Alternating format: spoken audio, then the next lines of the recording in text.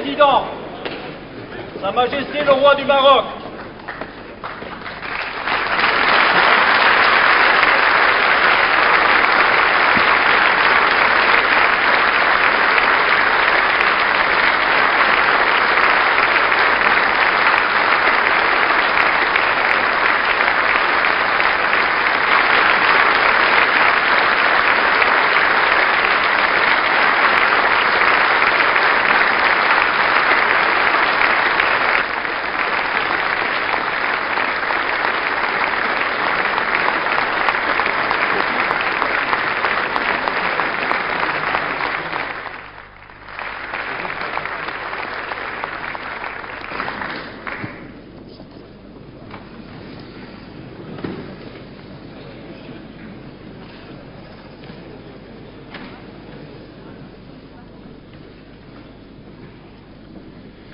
en recevant le roi du Maroc à l'occasion de sa visite d'État, notre Assemblée se réjouit d'accueillir le souverain d'un pays dont l'amitié pour la France ne s'est jamais démentie, malgré les inévitables vicissitudes d'un long destin commun, d'un pays aussi jeune et entreprenant qu'il est chargé d'histoire, d'un pays tout entier tendu vers la paix, le progrès et la modernité. Mais comment, sire, ne pas évoquer en ces instants la haute figure de votre père, restaurateur de l'indépendance du Maroc? Comment ne pas penser avec émotion à ce grand roi qui aimait la France, qui n'avait jamais douté de son relèvement et qui n'imaginait pas que nos deux pays puissent se passer l'un de l'autre? Comment ne pas nous souvenir de ce sultan qui, dès le 3 septembre 1939, avait invité les Marocains à combattre à nos côtés, qui, tout au long de la Deuxième Guerre mondiale, se refusa à tout contact avec les autorités ennemies, de ce compagnon de la libération, dont il fut si naturel et légitime qu'il assista le 18 juin 1945, aux côtés du général de Gaulle, honneur insigne, au défilé célébrant la victoire. Et comment, dès lors, ne pas dire à nouveau, 51 ans après, dans cet hémicycle et devant vous, notre respect, notre reconnaissance pour ces magnifiques soldats marocains qui s'illustrèrent dans les Flandres, à Cassino, sur le Garigliano, en France, sans jamais ménager leur peine ni reculer devant les sacrifices, pour nous aider à reconquérir notre liberté.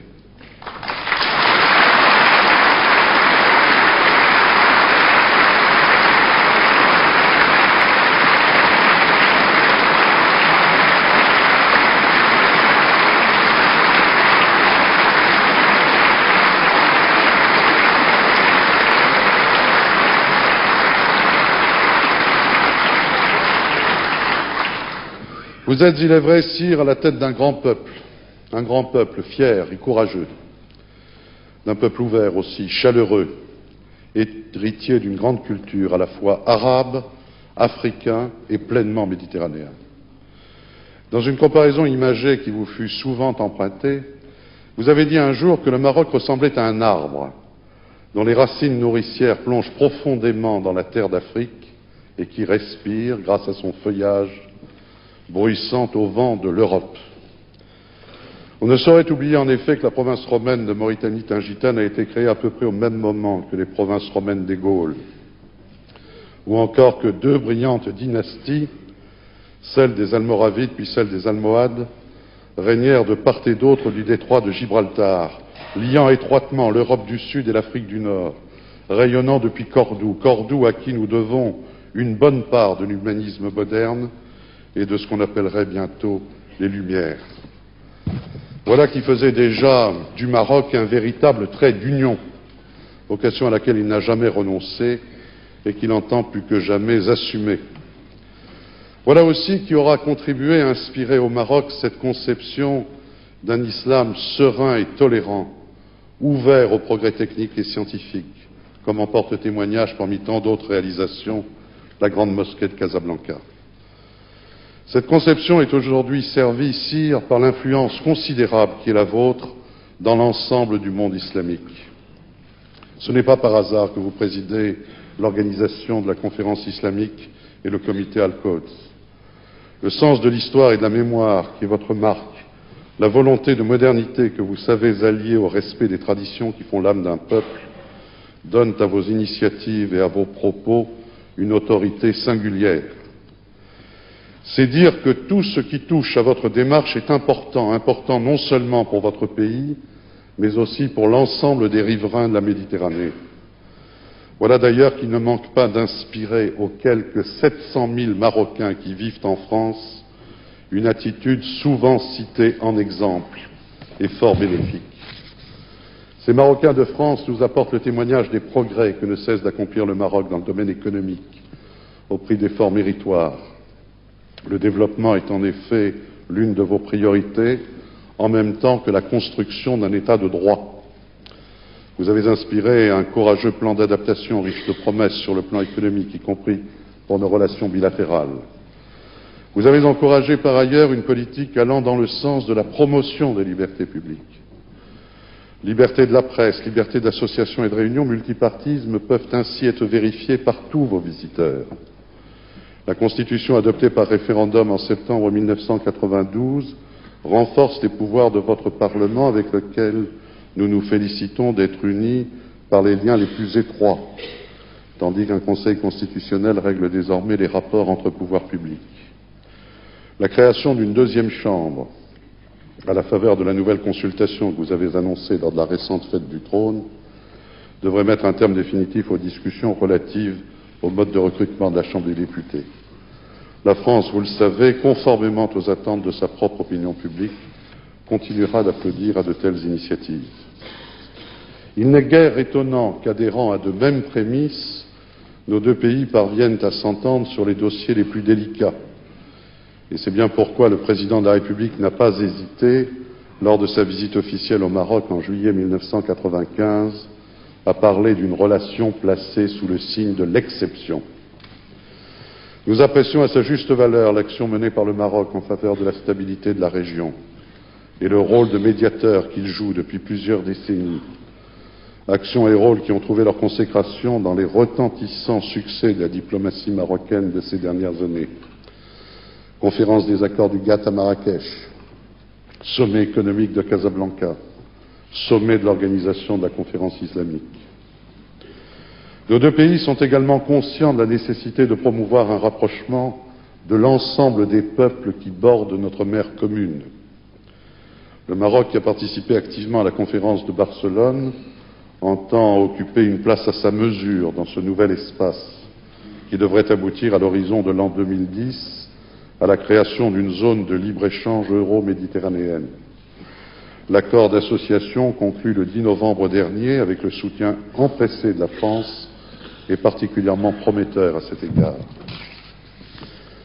Oui, le Maroc et la France ont bien vocation à œuvrer ensemble à l'avènement de cette zone de paix, de stabilité, de prospérité et de coopération.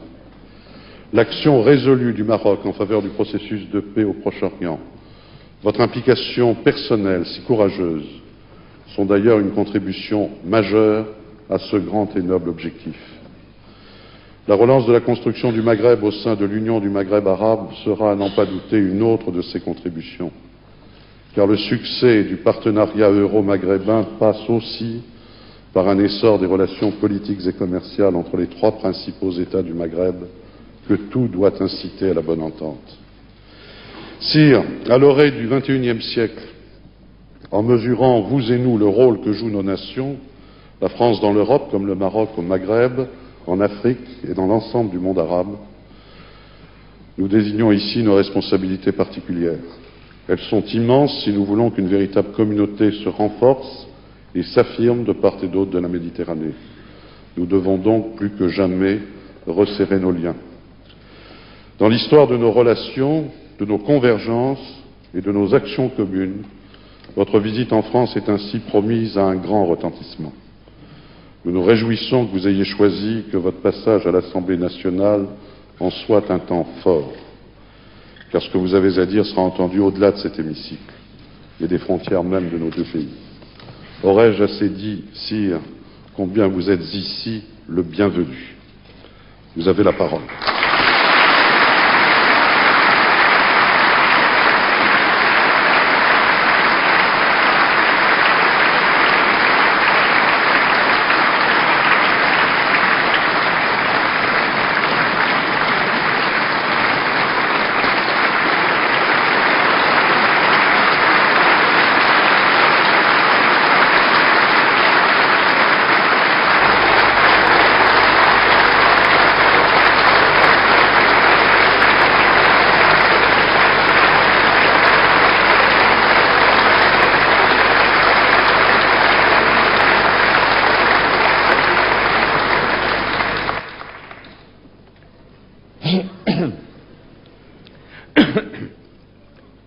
الحمد لله والصلاة والسلام على مولانا رسول الله وآله وصحبه.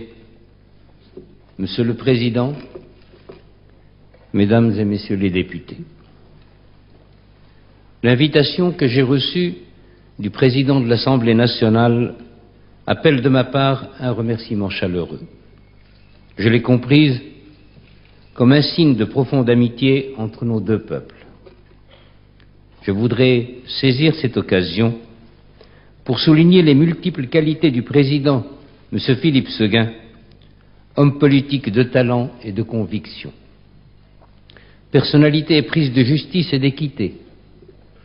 Le président Séguin est également un humaniste avéré à la sensibilité méditerranéenne, affirmée et active. Nous y sommes très attentifs, Monsieur le Président. Vous savez nous parler et nous toucher. Vous savez aussi nous écouter et nous comprendre. Cette proximité est un don que vous avez su mettre avec générosité et chaleur au service de nos deux pays. De part et d'autre de la Méditerranée, la France et le Maroc aspirent avec passion et œuvrent avec acharnement à ce que notre monde, si amèrement désolé par le fracas des armes et par la crise économique, trouve la paix, la justice et le progrès. Et je me sens en ce lieu en communion avec les représentants de la nation française, et je crois qu'avec l'aide de Dieu, ensemble, nous réussirons. Mon propos pourrait s'arrêter là, tant la communauté d'esprit qu'il implique et la confiance réciproque qui le justifie sont évidentes. Et si je le prolonge pendant quelques instants, c'est parce que l'enceinte où je suis accueilli m'incite de façon quasi irrésistible à une réflexion. Récemment, votre auguste Assemblée a voté une révision constitutionnelle réformant le système des sessions et élargissant le champ du référendum.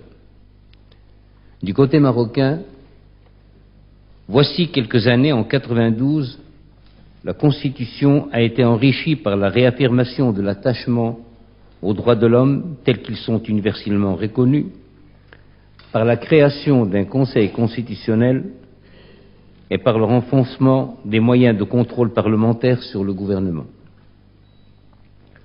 En ce moment même, se prépare une nouvelle révision tendant à créer une seconde chambre et à donner ainsi une nouvelle dimension à l'institution parlementaire. Elle accentuera encore notre décentralisation, notamment au plan régional. Ainsi, de part et d'autre, les constitutions et leur fonctionnement évoluent, non certes par plaisir du changement, mais parce que le temps passe, que la société change et que vivre, c'est s'adapter. Ne nous y trompons pas cependant. Il ne s'agit pas de nous copier les uns les autres. En matière de constitution, il n'existe pas de procédé industriel permettant de livrer des usines institutionnelles clés en main. La simple imitation serait stérile. Si l'on veut s'abandonner à la métaphore, mieux vaut voir chaque constitution comme un vêtement. Un vêtement se dessine et se coud en fonction des formes et des mesures de celui qui devra les porter. Bien plus, celui que l'on habille ne gardera pas immuablement la même silhouette. Les âges de la vie, l'état de santé, la condition physique appellent des corrections qui vont de la simple retouche à un changement d'habit. Peut-être un ironiste suggérerait-il qu'un vêtement est aussi une affaire de mode et qu'il ne faudrait pas faire subir aux institutions des mutations de pure fantaisie. N'y a-t-il pas quelque chose de cela dans l'appel si souvent entendu à la modernité